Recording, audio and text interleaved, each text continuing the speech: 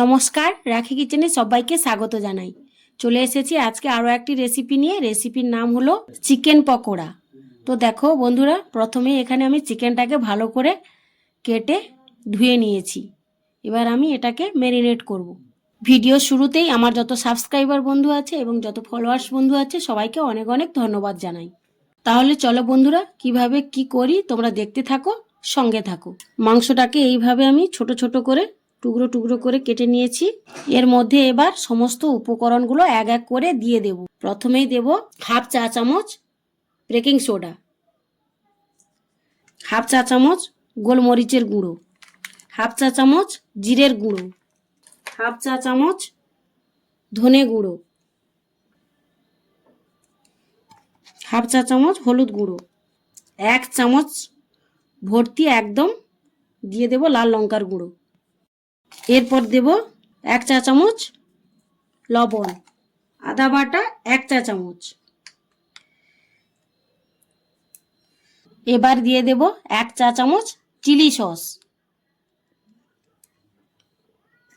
এরপর দেব চাট মশলা হাফ চা চামচ। এবার দেব সয়া সস এক চা চামচ। দিয়ে দেব গরম মশলার গুঁড়ো হাফ চা চামচ। এবার দিয়ে দেব স্বাদ মতো চিনি এক চা চামচ। এবার দেব একটা ডিম এর মধ্যেই দিয়ে দেব। সবশেষে দেব বেসনটা পরিমাণ মতো,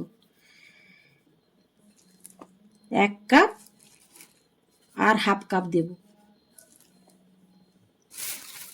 এখানে আমি মাংসটা কিন্তু 500 গ্রাম নিয়েছি, তার উপরেই সমস্ত মশলাগুলো আমি দিলাম। এবার আমি হালকা হালকা করে জল দিয়ে মেখে নেব। অল্প একটু জল দিয়ে আমি ভালো করে মাখতে থাকব।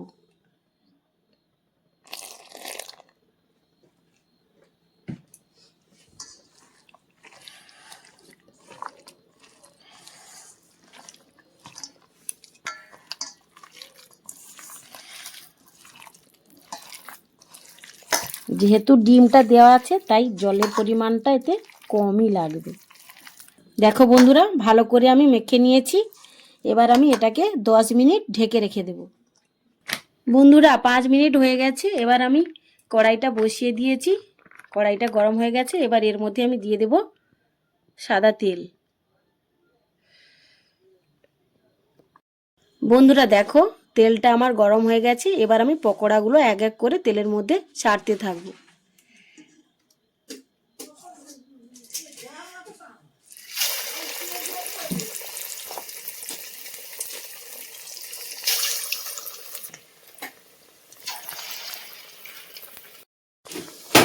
বন্ধুরা দেখো, পকোড়াগুলো এখন আমি উল্টে পাল্টে নেব।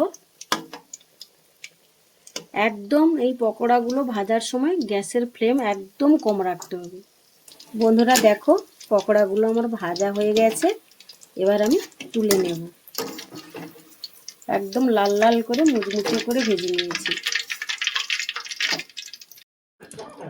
এই তেলের মধ্যেই আবার এক এক করে দিয়ে দেব পকোড়াগুলো। ওই একইভাবেই সমস্ত পকোড়াগুলো ভেজে নিয়ে আমি ফিরে আসছি। বন্ধুরা দেখো, সমস্ত পকোড়াগুলো ভেজে নিয়ে আমি ফিরে এসেছি। এইভাবে আপনারাও বাড়িতে ট্রাই করুন এবং এইভাবে সস দিয়ে সার্ভ করুন, খুব ভালো লাগবে খেতে। একদম সহজ করে এই রেসিপিটা আমি দেখালাম। যারা নতুন আছো তারা সহজেই এটা বাড়িতে বানিয়ে ফেলতে পারবে। তো আজ তাহলে এই পর্যন্ত।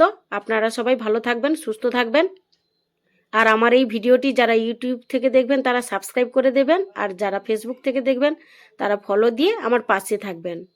আমার এই ভিডিওটি ভালো লাগলে লাইক, কমেন্ট এবং শেয়ার করতে ভুলবেন না কিন্তু। ফিরে আসবো নতুন কোনো রেসিপি নিয়ে, নতুন কোনো ভিডিওতে। ধন্যবাদ।